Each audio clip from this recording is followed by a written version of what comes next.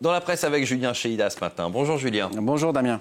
On commence par l'Ukraine. Et ce manque de soldats disponibles pour aller sur le front, les combats s'éternisent dans le Donbass et l'armée ukrainienne peine à recruter. Et ça se résume en une phrase qu'on voit ici à la une du journal La Croix. L'Ukraine s'essouffle d'une guerre trop longue, déjà presque 4 ans de conflit et toujours pas d'issue. Et le constat qui est clair, l'armée ukrainienne, nous rappelle ici le quotidien, est en manque de soldats qui sont tombés au front.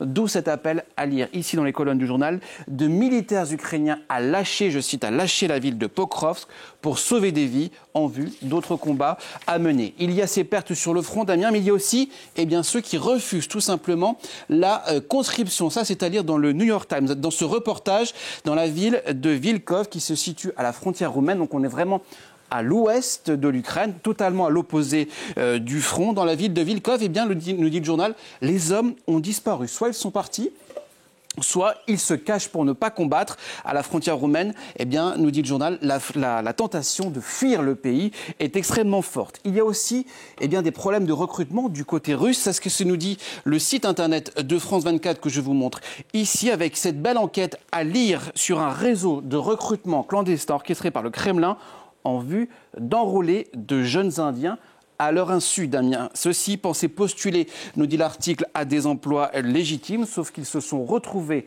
malgré eux, sur le front en Ukraine et sans formation militaire pour être, je cite, regardez ici, de la chair à canon.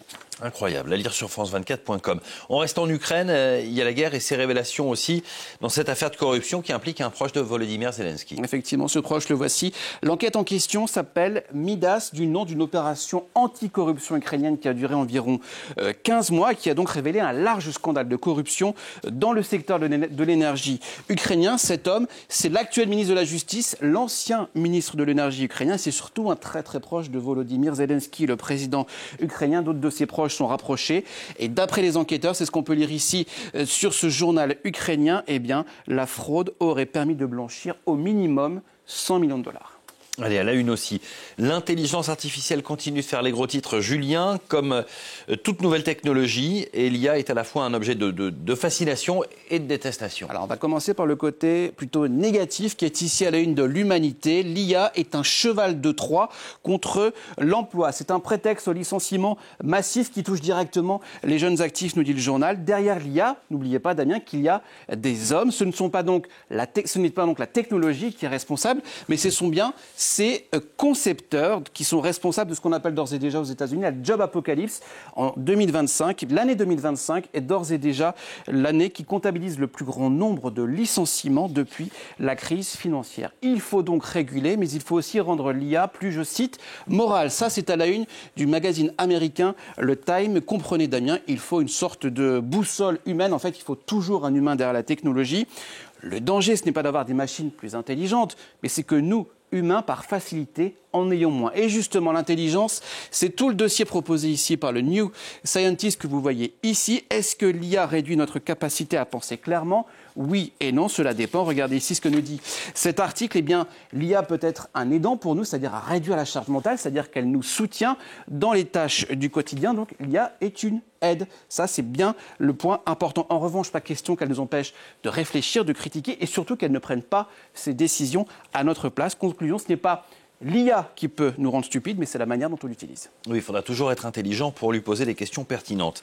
Allez, c'est l'automne, la saison des feuilles mortes, mais aussi des grandes migrations d'oiseaux, bien sûr, qui passent par la France. Mais cette année, une épizootie a décimé une partie des oiseaux migrateurs. Effectivement, c'est un balai annuel que connaissent bien les observateurs du lac du Der. On est dans l'est de la France. 300 000 grues cendrées s'arrêtent chaque année en provenance des pays du Nord pour aller vers les pays du Sud, notamment vers le continent africain, en vue d'avoir des températures plus chaudes. Ce balai est bien connu depuis un demi-siècle, sauf qu'il a viré, regardez ici, c'est dans Libération, à l'hécatombe, une hécatombe sans précédent en raison de la grippe aviaire qui touche la faune locale et donc les grues cendrées. Au moins 5000 de ces oiseaux sont d'ores et déjà morts depuis le 15 octobre et ce chiffre, nous dit Libération, pourrait être revu à la hausse. Interview ici à lire dans le journal local L'Union d'un spécialiste de la biodiversité.